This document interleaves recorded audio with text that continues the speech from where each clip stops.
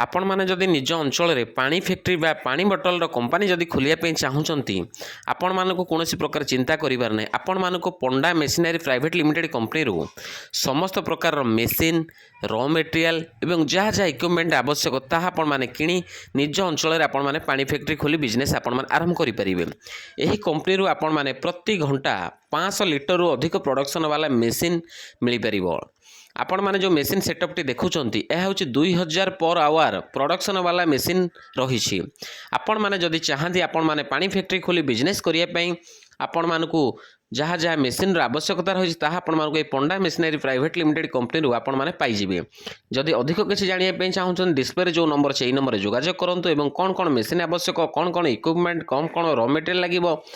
किपरि आपण माने पानी फैक्ट्री खोली पानी कंपानी खोली बिजनेस करेंगे ताहा आपण माने डिटेल्स बुझी आपण माने